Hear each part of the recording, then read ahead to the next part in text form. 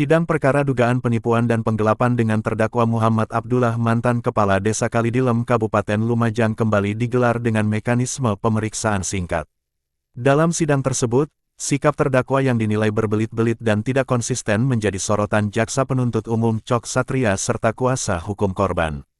Cok Satria selaku Jaksa Penuntut Umum menjelaskan, pemeriksaan singkat itu berawal dari adanya permohonan pengakuan bersalah yang diajukan pihak terdakwa. Menurutnya, mekanisme tersebut telah diatur dalam hukum acara pidana yang baru, sehingga perkara tetap dapat diperiksa secara sah melalui jalur sidang singkat. Meski terdakwa mengajukan pengakuan bersalah, proses persidangan tetap berjalan sebagaimana biasa, mulai dari pembacaan dakwaan, pemeriksaan saksi, hingga pembuktian barang bukti. Namun, dalam sidang terungkap bahwa terdakwa masih membantah sejumlah keterangan yang sebelumnya telah diakui. Kalau memang mengajukan pengakuan bersalah, seharusnya tidak ada lagi bantahan. Tetapi tadi di persidangan masih ada yang dibantah oleh terdakwa. Itu tentu akan menjadi pertimbangan kami dalam tuntutan, ujar Cok Satria. Ia menegaskan, dalam menentukan berat atau ringannya tuntutan, jaksa akan melihat seluruh fakta persidangan, termasuk sikap terdakwa dan ada atau tidaknya itikat baik terhadap korban. Menurutnya, jika terdakwa mau memenuhi kerugian korban dan disetujui pihak korban, hal itu bisa menjadi pertimbangan yang meringankan. Namun bila tidak ada kesungguhan untuk menyelesaikan kerugian korban, maka hal itu justru dapat menjadi faktor yang memberatkan. Jaksa Penuntut Umum menilai, meski ada beberapa bantahan, unsur pokok perkara yang didakwakan tetap dinilai terbukti secara substansial. Cok Satria Sarjana Hukum juga menjelaskan bahwa selama proses penyidikan, terdakwa sempat memperoleh penangguhan penahanan.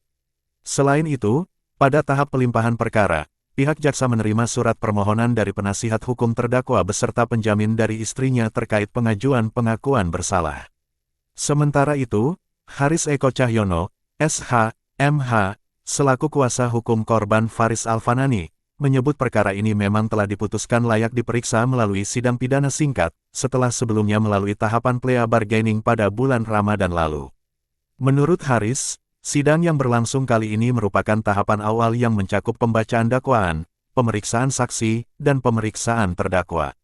Adapun agenda sidang selanjutnya adalah tuntutan jaksa, pembelaan terdakwa atau kuasa hukumnya, lalu putusan hakim. Ia menilai, sikap terdakwa selama persidangan justru memperkuat harapan korban agar jaksa menuntut secara maksimal. Sebab, terdakwa dinilai tidak jujur dan berusaha mengingkari sejumlah fakta yang terungkap di persidangan. Salah satu poin penting yang disorot, kata Haris, adalah pengakuan terdakwa bahwa objek tanah yang disewakan ternyata bukan milik pribadinya, melainkan milik orang tuanya. Hal itu dinilai berpotensi menimbulkan persoalan hukum baru di kemudian hari, karena tanah tersebut juga berkaitan dengan hak ahli waris lainnya. Selain itu, terdakwa juga disebut tidak konsisten terkait jumlah uang yang diterima. Berdasarkan keterangan saksi, terdakwa disebut menerima uang sebesar 45 juta rupiah, namun di persidangan hanya mengakui menerima 20 juta rupiah. Dari situ terlihat bahwa terdakwa masih berbelit-belit. Bahkan saat hakim memberi arahan soal kemungkinan penyelesaian melalui restoratif justice, terdakwa hanya bersedia mengembalikan sebagian kerugian. Itu menunjukkan belum ada itikat baik yang utuh, terang Haris.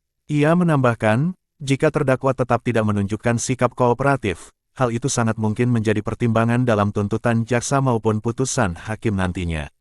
Terkait kemungkinan penahanan, Haris menegaskan bahwa hal tersebut merupakan kewenangan hakim. Bahkan, apabila terdakwa tidak kooperatif atau tidak hadir dalam sidang lanjutan, hakim dapat sewaktu-waktu mengeluarkan penetapan penahanan. Pihak korban berharap agar majelis hakim nantinya menjatuhkan vonis maksimal kepada terdakwa sesuai fakta-fakta yang telah terungkap di persidangan. Untuk pasal penipuan dan penggelapan, ancaman maksimalnya 4 tahun penjara.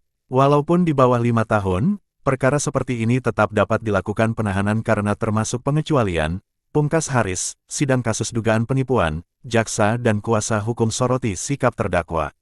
Lumajang, sidang perkara dugaan penipuan dan penggelapan dengan terdakwa Muhammad Abdullah kembali digelar dengan mekanisme pemeriksaan singkat. Dalam sidang tersebut, sikap terdakwa yang dinilai berbelit-belit dan tidak konsisten menjadi sorotan Jaksa Penuntut Umum JPU Cok Satria serta kuasa hukum korban. JPU Cok Satria menjelaskan, pemeriksaan singkat itu berawal dari adanya permohonan pengakuan bersalah yang diajukan pihak terdakwa. Menurutnya, mekanisme tersebut telah diatur dalam hukum acara pidana yang baru, sehingga perkara tetap dapat diperiksa secara sah melalui jalur sidang singkat. Meski terdakwa mengajukan pengakuan bersalah, proses persidangan tetap berjalan sebagaimana biasa, mulai dari pembacaan dakwaan, pemeriksaan saksi, hingga pembuktian barang bukti.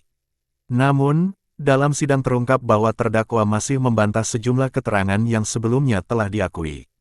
Kalau memang mengajukan pengakuan bersalah, seharusnya tidak ada lagi bantahan. Tetapi tadi di persidangan masih ada yang dibantah oleh terdakwa. Itu tentu akan menjadi pertimbangan kami dalam tuntutan, ujar Cok Satria. Ia menegaskan, dalam menentukan berat atau ringannya tuntutan, jaksa akan melihat seluruh fakta persidangan, termasuk sikap terdakwa dan ada atau tidaknya itikat baik terhadap korban. Menurutnya, jika terdakwa mau memenuhi kerugian korban dan disetujui pihak korban, hal itu bisa menjadi pertimbangan yang meringankan. Namun bila tidak ada kesungguhan untuk menyelesaikan kerugian korban, maka hal itu justru dapat menjadi faktor yang memberatkan. JPU menilai, meski ada beberapa bantahan, unsur pokok perkara yang didakwakan tetap dinilai terbukti secara substansial. Cok Satria SH juga menjelaskan bahwa selama proses penyidikan, terdakwa sempat memperoleh penangguhan penahanan.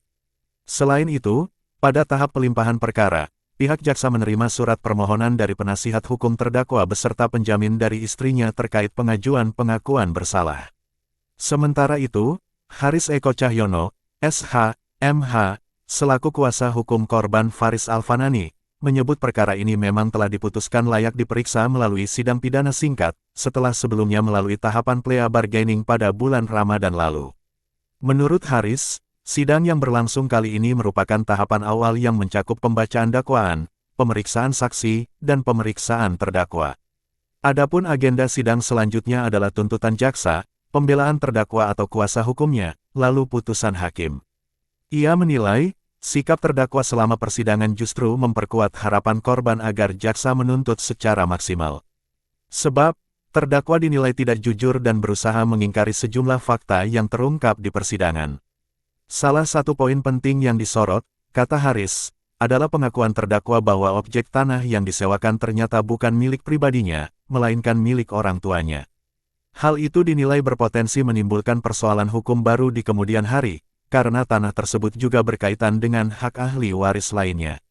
Selain itu, terdakwa juga disebut tidak konsisten terkait jumlah uang yang diterima. Berdasarkan keterangan saksi, terdakwa disebut menerima uang sebesar 45 juta rupiah, namun di persidangan hanya mengakui menerima 20 juta rupiah. Dari situ terlihat bahwa terdakwa masih berbelit-belit. Bahkan saat hakim memberi arahan soal kemungkinan penyelesaian melalui restoratif justice, terdakwa hanya bersedia mengembalikan sebagian kerugian. Itu menunjukkan belum ada itikat baik yang utuh, terang Haris. Ia menambahkan, jika terdakwa tetap tidak menunjukkan sikap kooperatif, hal itu sangat mungkin menjadi pertimbangan dalam tuntutan jaksa maupun putusan hakim nantinya. Terkait kemungkinan penahanan, Haris menegaskan bahwa hal tersebut merupakan kewenangan hakim.